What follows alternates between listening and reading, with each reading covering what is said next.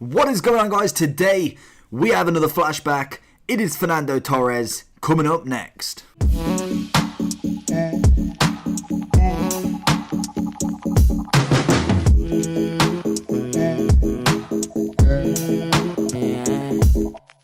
So to get your hands on this 92 rated Spanish flashback, it's going to cost you around about 280k on the Xbox and 280k on the PlayStation. So to do this squad builder, you need a Liverpool player minimum and an inform with an 86 rated squad, and then you need a minimum of 2 Spanish players and 1 inform to get an 84 rated squad, and that will get you this absolute delight of a card. So looking at it, it's got 91 pace, 91 shooting, 89 dribbling, 78 pace and 84 physical.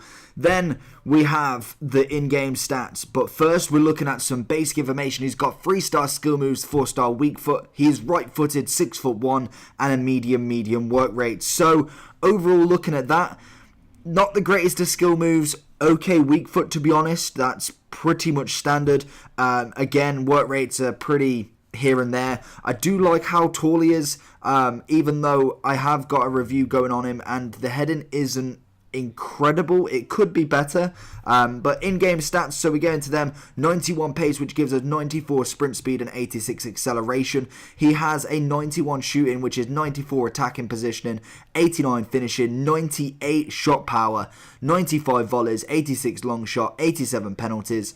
We've got 83 vision, 86 short pass, 87 curve, 81 agility, 85 reactions, 92 ball control, 93 dribbling, 80 composure, 89 heading accuracy, and he's got 94 jumping, 90 strength, 77 aggression, and 75 stamina. So overall in-game stats, he has 2,211. So again, for a 92, that isn't an incredible overall for me. I think personally, if I was looking at this card, I'd probably guessed around about 2-3 at the very least. But obviously, he does have the main stats being shooting, dribbling, and pace, so you can't really complain at that.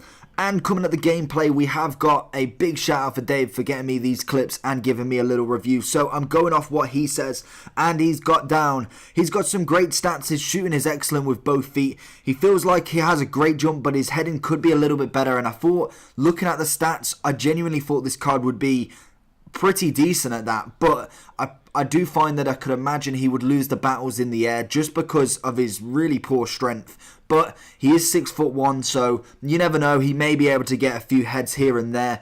Looking again into the review, so he's not overly great at dribbling, easily pushed off the ball a lot, which again you'd imagine with the strength. There are better passers in the game, and there's definitely stronger players, but he's still a solid striker.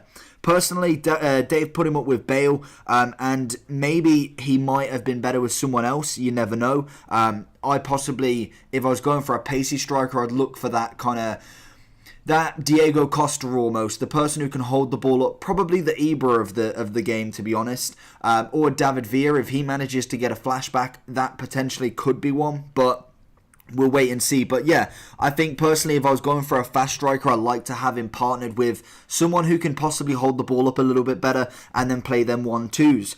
Also, Dave reckons that Torres would not be as great as a lone striker, purely based on the fact that his stamina is quite low. I've had a few people say in a couple of other videos that stamina necessarily doesn't really affect the striker too much, but I find if that's the case, personally I like to have a bit more stamina than most. But if, say, he does have 75 stamina, if he's the only striker, he's going to be doing a hell of a lot of running throughout the game. And even if he does have, say, only 75 to 80 and he still manages to get the whole game, he's not going to be running a lot towards the end, and then if it is foot champs, maybe at the extra time.